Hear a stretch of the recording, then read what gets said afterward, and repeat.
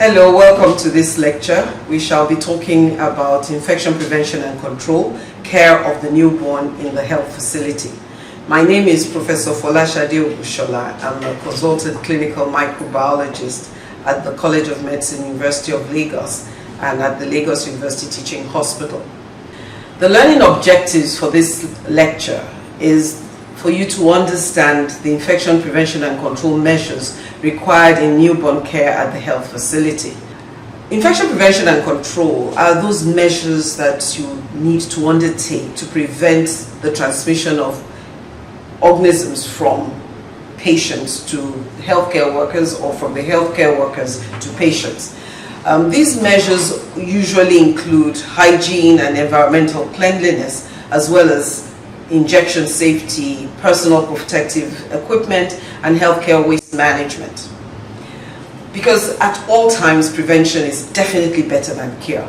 We do know that it is cheaper and that greater than 30% of healthcare-associated infections can be prevented if you follow infection prevention and control rules.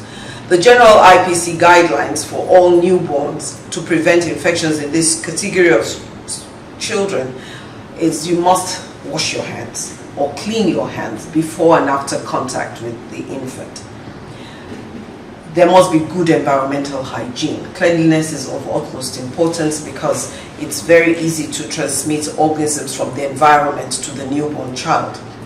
The use of your personal protective equipment, in particular to prevent the child from any organisms that you might have brought from the environment. And then safe use and disposal of sharps.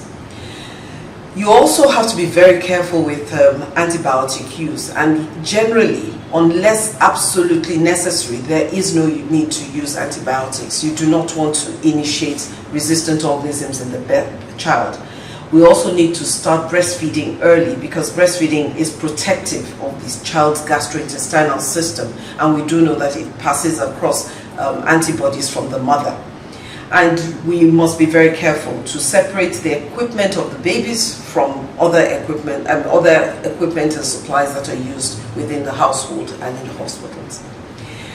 In general, in the early days, we would prefer that the child is not exposed to too many people. So we tend to screen visitors that must come, and we exclude them for signs of infection, such as fever, coughing, diarrhea, or any skin infection, even if it is covered, because it's possible that the organism is on the person, so you do not want to expose your baby to these.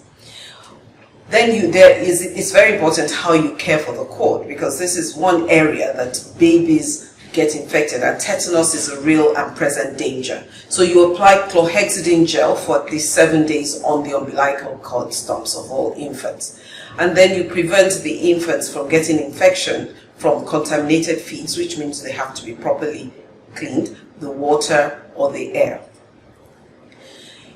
In handling the babies, it is important that you want to minimize the chances of the child getting infection from your hair and so on. So you pack your hair away from your face so that the child is not coming in contact with your hair. You want to keep your jewelry to a minimum, partly because it's very difficult to ensure that you have cleaned your hands properly when you have jewelry on your hands and so on. So, and also because dangling jewelry can be touching the environment without you realizing it and can lead to contamination of the child. So you remove your watches and rings when you're handling babies, and don't wear long dangling earrings. If you must wear earring, use a stud. Do not eat, drink, or store food within the patient care areas. Also, the baby has to be kept in a clean area, so you have to make sure it's warm, and you use what we call the standard precautions, as I explained earlier. You should wear appropriate PPE. You want to have a gown over your street clothes. You do not need face shields in handling the baby, but if you're in cleaning and there is possibility of splashes to your face, then you should use face shields or goggles. And masks, when you're dealing with the baby, especially if for any reason people who come in there, especially in these COVID times, must have masks. Boots or shoe covers are not absolutely necessary if you're in the patient environment, or unless you're working within the ICU, and then gloves for touching patient areas. Babies need to be warm, so you keep them warm, but not too hot. You don't want the child sweating. That makes them uncomfortable. Just keep them relatively warm.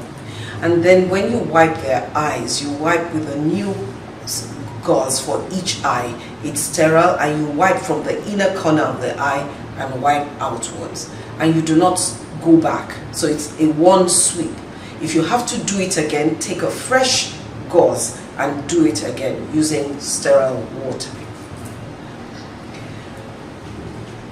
It's important that you initiate breastfeeding within an hour of birth, because the colostrum that comes out is rich in antibodies and all sorts of chemicals that help to fight infection. We ask that you encourage exclusive breastfeeding, because it has been found that babies like that are much more protected from infection, and you actually find that they grow better. We administer vitamin K, and it is recommended that you get all their recommended immunizations, a birth dose of oral polio and HPV vaccine, using safe injection practices and sharp safety. Remember, it is much better to prevent newborn infections than to treat them. A combination of IPC measures are important to prevent newborn infections, and the care of the newborn in the health facility should include all of these measures. One alone does not work. It's a combination that works. Thank you very much for listening.